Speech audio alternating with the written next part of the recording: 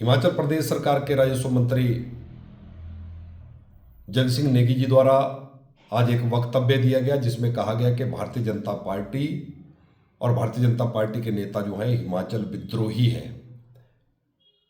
मुझे लगता है कि हिमाचल सरकार के मंत्री जी अपना मानसिक संतुलन खो चुके हैं और इस प्रकार की भाषा का प्रयोग वो समय समय पर करते रहते हैं।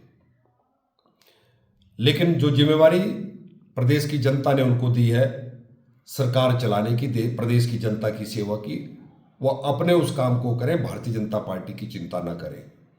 जहां तक रेवेन्यू डेफिसिट ग्रांट को लेकर उन्होंने अपना वक्तव्य दिया है, लगातार 3 दिन इस पर चर्चा हुई। चर्चा के दौरान जहां सत्ता पक्ष ने अपना पक्ष रखा, वहीं भारतीय जनता पार्टी ने भी, अपोजिशन ने भी अपनी बात सदन के अंदर कही, जो आज एक रिकॉर्ड का हिस्सा है।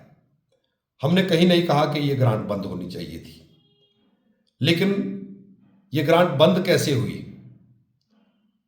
हिमाचल प्रदेश की सरकार फाइनेंस कमीशन के सामने अपना पक्ष रखने में नाकामयाब हुई। आप ठीक प्रकार से अपनी बात को वित्त आयोग के समक्ष रख नहीं पाए और जिस कारण से वित्त आयोग ने आपको इंडिकेट भी किया था, क्योंकि 15वें वित्त आयोग ने हमारी ग्रांट की टेपरिंग की थी, लेकिन उसके बावजूद भी हिमाचल की सरकार ने ना अपने खर्चे कम किए, ना अपनी आय बढ़ाई।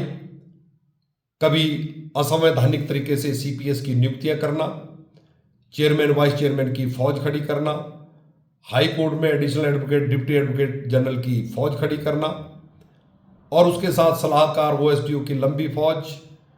सरकार लगातार अपने खर्चे बढ़ा रही है, कहीं पर भी अपने खर्चे हिमाचल की सरकार ने कम नहीं किए। अपने मित्रों के लिए सरकार चल रही है और अपनी नाकामयाबियों को लेकर सारा ठिकरा भारतीय जनता पार्टी के ऊपर फोड़ना चाहती है और बार बार संविधान के आर्टिकल 275(1) का जिक्र प्रदेश के राजस्व मंत्री जी कर रहे हैं, लेकिन उसमें कहीं पर भी यह मेंशन नहीं किया गया है कि हिमाचल प्रदेश को आरडीजी मिलनी चाहिए। जहां तक रही ग्रांट की बात, लगातार भारत की सरकार हिमाचल प्रदेश को लगातार मदद कर रही है, ग्रांट भी दे रही है, अलग अलग तरीके से दे रही है। अभी 3 दिन पहले 286 करोड़ रुपया भारत की सरकार ने हिमाचल प्रदेश में जो आपदा में हमको नुकसान हुआ था उसके लिए हमको दिया। और लेकिन इन 3 वर्ष के कार्यकाल में हिमाचल की सरकार ने लगातार कर्ज लिया। आज हमारा कर्ज 1 लाख करोड़ को पार कर गया और इसके लिए भी दोषी भारतीय जनता पार्टी को ठहरा रहे हैं। एक तरफ प्रदेश के मुख्यमंत्री जी कहते हैं कि 2027 में हमारा हिमाचल आत्मनिर्भर होगा, दूसरी तरफ हमारा कर्ज 1 लाख करोड़ को पार कर गया। उनके अपने बयानों में, उनकी अपनी स्टेटमेंट में ही विरोधाभास है। किस प्रकार से हिमाचल 2027 में आत्मनिर्भर होगा? मुख्यमंत्री जी स्पष्ट करें। ये सदन के अंदर भी हमने पूछा, लेकिन कहीं पर भी मुख्यमंत्री जी स्पष्ट नहीं कर पाए। इस प्रकार से उन्होंने अपने मंत्रियों को खोल दी है कि मंत्री अभद्र भाषा का प्रयोग करें, भाजपा के नेताओं के खिलाफ टिप्पणियां करें।